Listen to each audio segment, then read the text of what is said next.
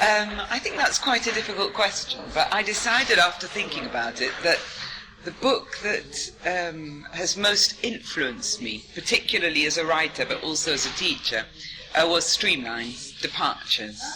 And it's because it was the only book of its time that really used humour, that made students laugh. And some of those contexts, those situations in the old Streamline book, well, they were classics. They worked, students enjoyed them, they brought humour into the classroom, and I think it taught me how important that was, that when students could find something funny in English, get it, and enjoy it, they really, really learned through that. So I loved using Streamline, even though it was a book that you had to supplement a lot. It wasn't really a course book as such. The situations, the presentation situations were classics.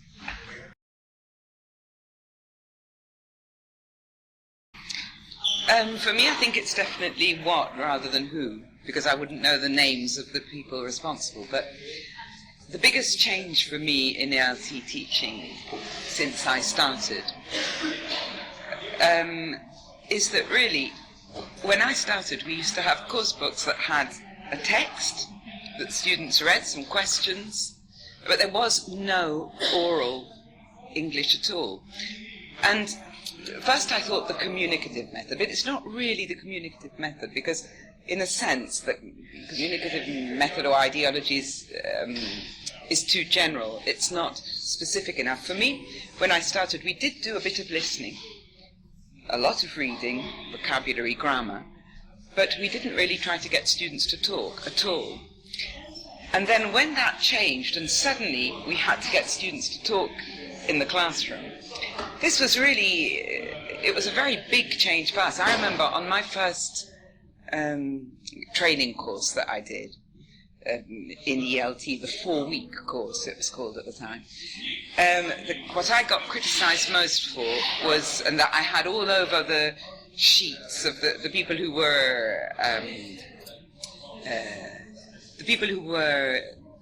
looking at us, who were observing us, the trainers, the teacher trainers. What I got criticised for most was TTT, which was teacher talking time. And I kept being told, too much teacher talking time. You've got to get the students to talk, not the teacher. And that was a real sort of shift.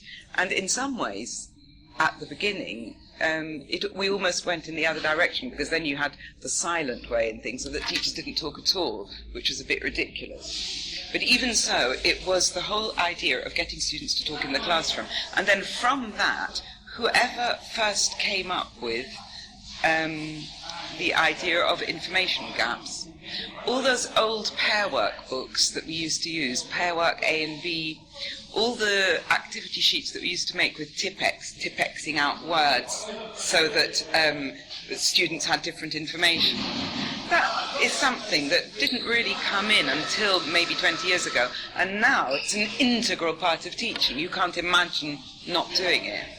And that was the beginning of all the photocopyable activities, etc., which are all basically pair work, information gap type activities, or an awful lot of them are. But that was a complete innovation about 20 years ago, I'd say.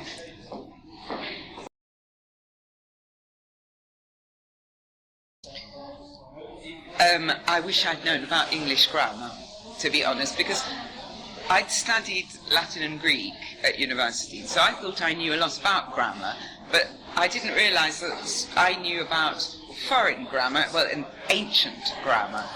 And I always remember that one of my very first classes, I walked straight into teaching without having had any training first.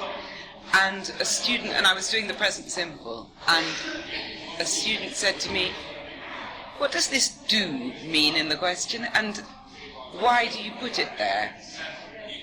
And I thought, gosh, good question. I mean, it had never occurred to me that we used an auxiliary verb to make questions that no other languages did, that they just invert. And so when I was completely stumped, it had never occurred to me why we used do to make a question, and I just thought that I knew grammar. because of speaking English and because of Latin and Greek maybe, but of course I didn't. So I would love to have had a better formation. Then I discovered books like Practical English Usage or Thompson and Martinet, and so then I had my Bibles, which I used to look up every time I had to teach something I didn't quite understand. And then eventually, of course, I did a training course, and I learnt RSA, dips and all this business. But at the beginning, I hadn't a clue, and I always remember now, what's this do for?